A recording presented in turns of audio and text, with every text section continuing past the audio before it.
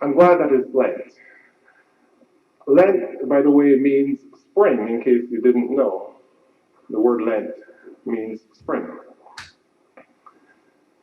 And today is the first full day of spring.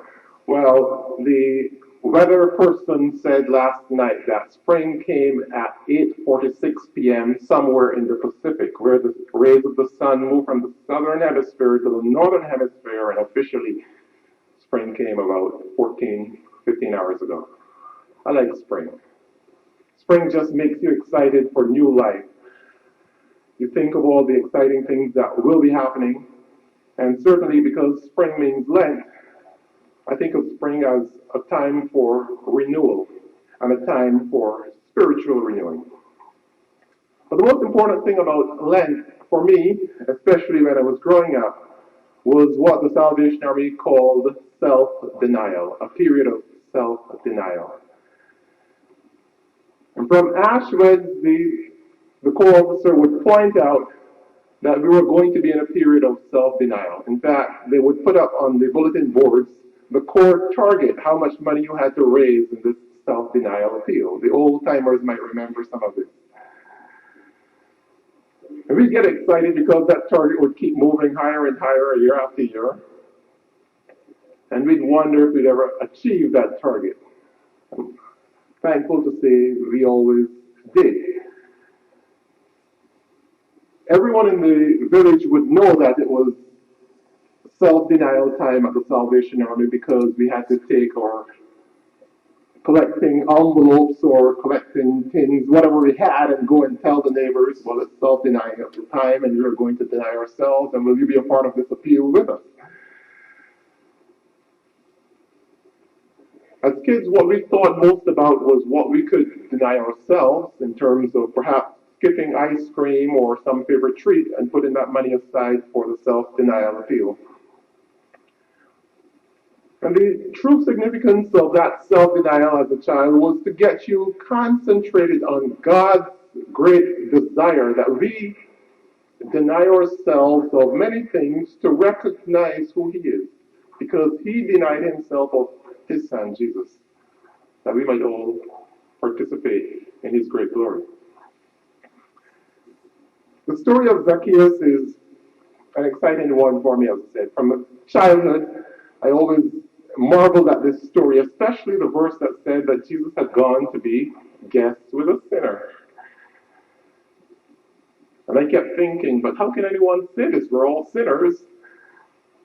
But perhaps because of Zaccheus' profession, he was a bigger sinner than the rest of us. Now, the Bible does tell us that there's no big sin and little sin, but by the standards of the day, it seems as though Zaccheus had committed a big sin. Because there he was, the son of Abraham, at least verse 9 tells us that, and he had sold out to become a tax collector for the Romans. He wasn't just a tax collector, he was the chief, the head honcho, and he was a short guy. In my imagination, I wonder how he commanded the respect of those around him, his subordinates, being short. They probably teased him behind his back. But maybe he didn't care. He was the chief tax collector. But I can understand why they didn't like him. April 15th is approaching, and we're all thinking about how we don't like the tax man. So we can imagine why Zacchaeus was not well loved. And then he sold out to collect taxes for the other side. So he had a double strike against him. This story is about a short guy who apparently shortchanged many people around him. But when he recognized his shortcomings, he experienced a great change shortly after Jesus met him. As I said, the verse in Romans chapter 3 and verse 23 tells us that all have sinned and come short of God's glory. And if we are all short of God's glory, then we all need to know that we are short of God's glory. In other words, we must recognize our shortcomings. In the previous chapter, Luke chapter 18, Jesus pointed out several situations where individuals had also fallen short. The parable told in verses 9 down to verse 14 in chapter 18 is the parable of the Pharisee and the tax collector, another tax collector. He probably wasn't the head tax collector, but this story tells us that these two guys went into the temple to pray. And one of them thanked God that everything was going well in his life. And perhaps there isn't much wrong with that. We ought to give thanks when things are going well. He said, I'm thankful that I'm not a cheat, I'm not an adulterer, I don't defraud anyone. But then he added this line, and I'm thankful that I'm not like that guy there, pointing to the tax collector. I once heard a preacher speak on this passage, and he vouched for the good guy in the Pharisee who said, well, obviously I'm doing the right thing, I fast, etc.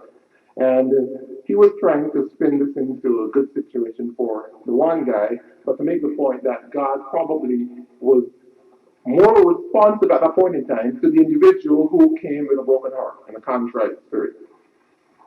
And that's verse 13. It says, the tax collector standing afar off would not lift up his eyes to heaven, but he smote on his breast. I'm reading the King James, you can tell, saying, God be merciful to me, a sinner. And in verse 14, Jesus says, I tell you, this man went down to his house justified rather than the other, the Pharisee.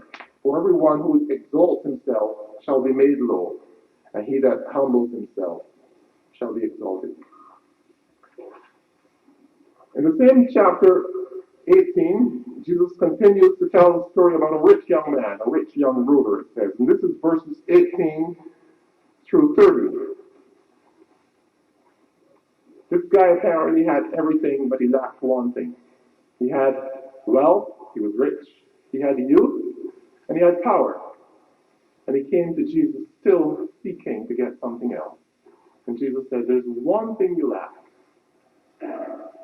The Bible story tells us that the man went away sorrowful because he was very rich and he did not want to part with his riches. It is interesting that all of that leads into chapter 19, where here's another guy who also seems to have a lot going for him, but he also recognizes that he is short. Not only physically short, I should probably say vertically challenged so that I can be politically correct. But he realizes that there's something dire missing from his life, and he wants it. I suspect that being a short guy and being a tax collector, Zaccheus was not exactly the most popular person in the world. In fact, I suspect that he had very few friends, except those who were attracted by his wealth, and you know when you have wealth, you have friends. Well, of a sort, anyway. Apparently, Jesus was going to be passing through Jericho, and Zaccheus thought, I need to see who this person really is. And that is what the first verse tells us in Luke chapter 19. Jesus entered Jericho and was passing through. And Zaccheus, the chief tax collector, he wanted to see who Jesus was. To see who Jesus was. I guess from this then that he didn't actually know Jesus. In other words, he probably heard about him, but he was curious to find out who he was. I think that when you're short, you probably think differently than those who are tall. And if he's going to go out that morning to the crowd, or that afternoon, depending on the time of day it was, he probably needed to be on the front row. Because if you're not on the front row of the crowd, you're not going to see very much. It turns out that when Zaccheus tried to see, the story tells us that he was too short and he couldn't see. And he had to come up with a plan B. And plan B was to run down the road and scurry up this tree because he knew Jesus was going to be passing that way. And that would get him what he wanted, to see Jesus.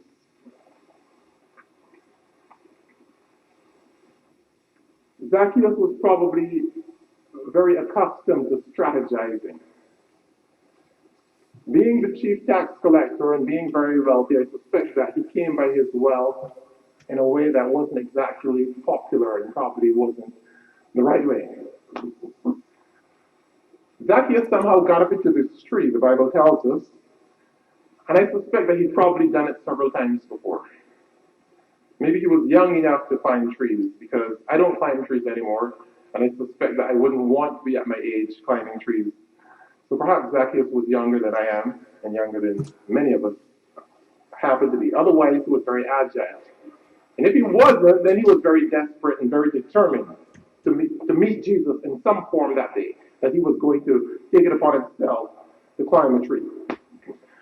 I remember when I used to climb trees, though, as a child. In fact, I remember one of the first poems I got to recite at a Harvest Thanksgiving festival as a little child. It went like this, at least the first two lines. There's always a harvest for little boys, you know. They climb into people's fruit trees and reap where they did not sow. Over 30-something years ago, and I can still remember that. So perhaps I'm not as old as I think. But Zacchaeus felt as though it was important that he see Jesus, and he climbed this tree hoping that he would get a glimpse of Jesus. I think that climbing a tree for Zacchaeus was a different way of doing things, and he was changing something about the way he operated. Zacchaeus wanted to see Jesus so desperately that he was prepared to climb a tree. He was prepared to do something different.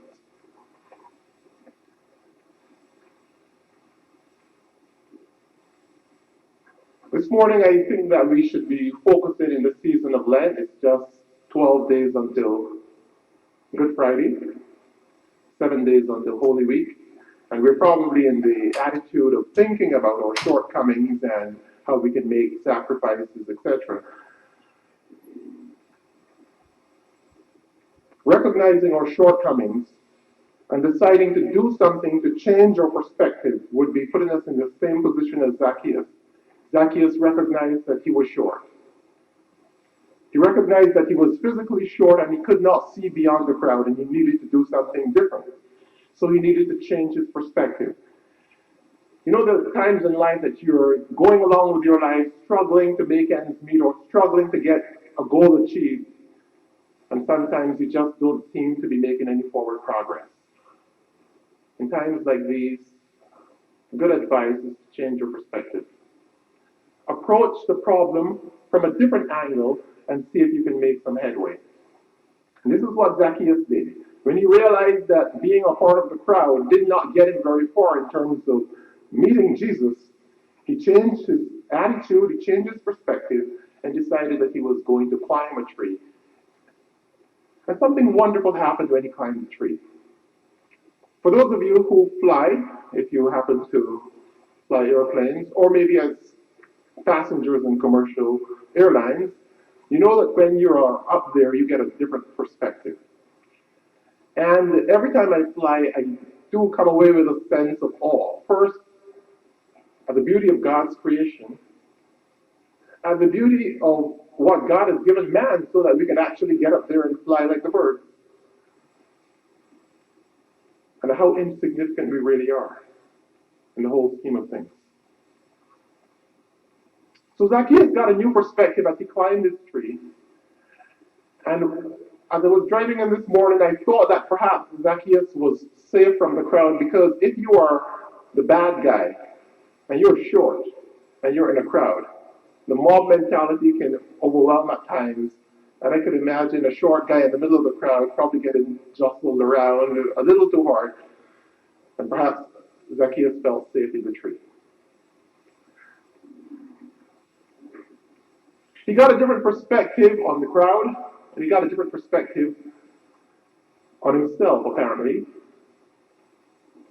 because he realized that sometimes you don't see the whole picture, but when you move to a different angle, you can get to see, and you can see much more than you want. And I think that Zacchaeus saw much more than he expected to see.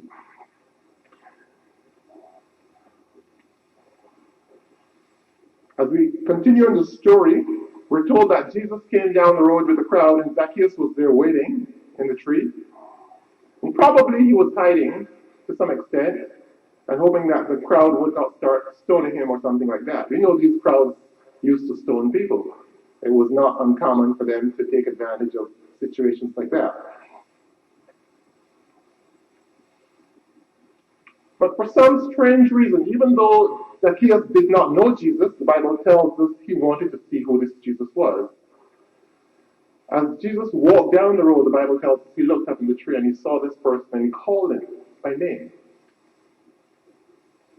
He didn't say, "Hey, you up there, how's it going?" He said, "Zacchaeus, hurry up and come down, because today I'm coming to your house." Zacchaeus came just to get a glimpse, to see who this Jesus was. He came for a thimbleful and he got a barrelful. He got everything that Jesus had to offer. Jesus spotted Zacchaeus in the tree. Zacchaeus came down, the Bible tells us, with excitement, very happy to have been acknowledged by Jesus, to being picked out in the crowd. And that's another important point, that with Jesus there are no crowds, they're individuals. Yes, perhaps Zacchaeus up there in the tree was a bit conspicuous. However, with Jesus there are no crowds. And whatever your own challenges or shortcomings happen to be, I think that if you change your perspective or are prepared to change your perspective, you might realize that Jesus is actually, as he did with Zacchaeus, coming to meet you. You might have come thinking, well, I'll go on Sunday and just get a glimpse of Jesus. But perhaps in this Lenten season, Jesus is coming fully in your direction, and he can spot you wherever you're hiding. In that tree, in that crowd, he can spot you, pick you out. And that's the wonder of who Jesus is.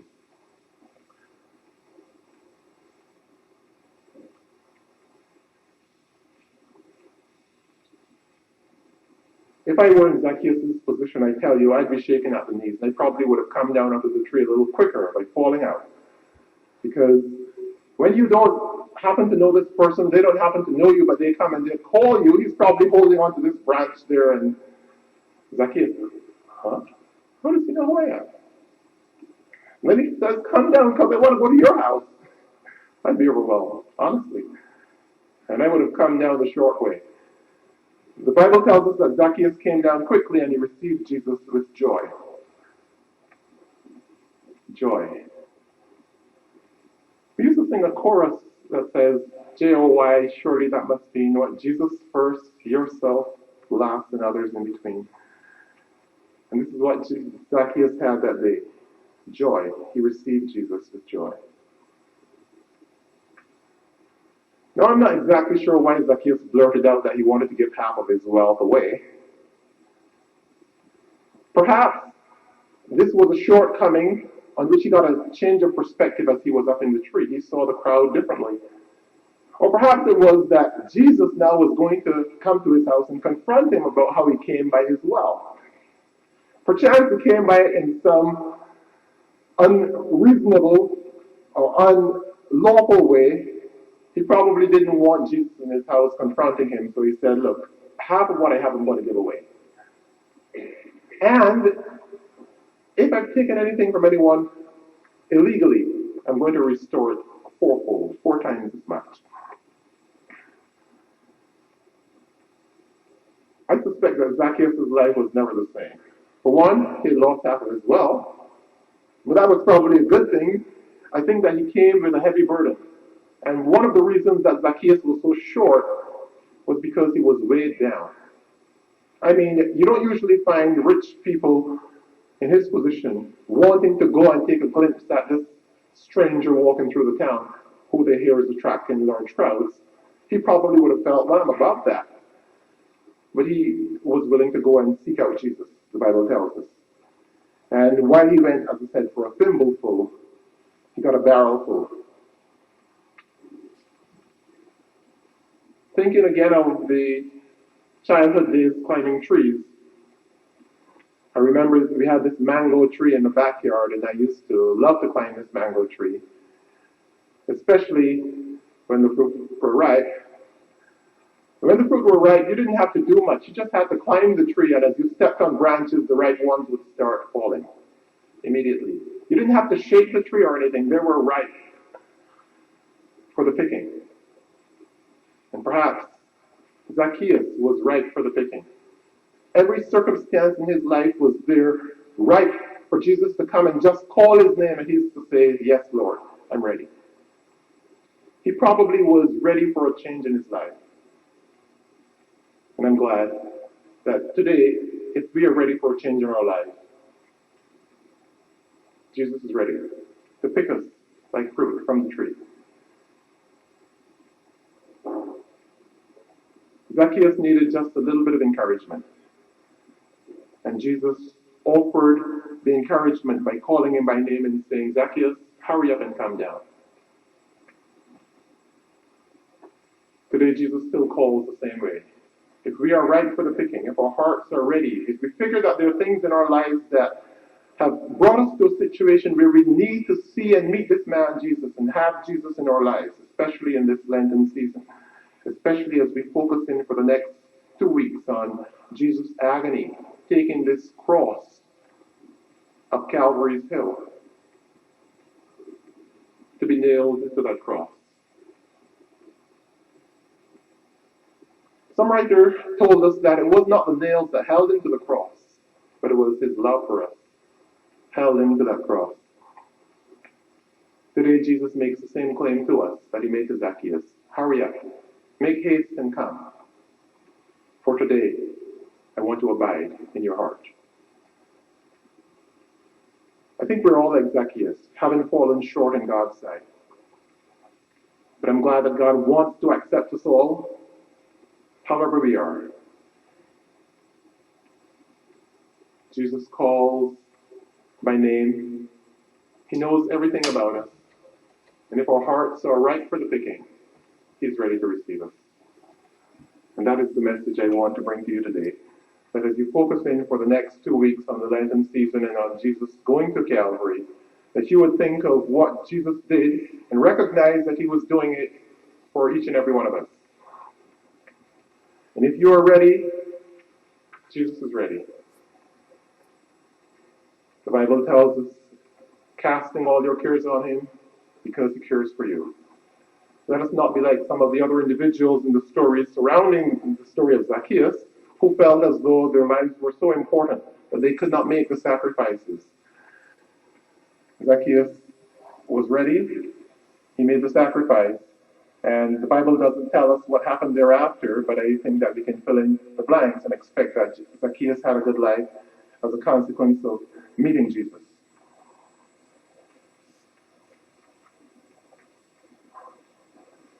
I hope that today our hearts are right and that God is willing to come into our hearts if we are willing to make ourselves available. Let us pray.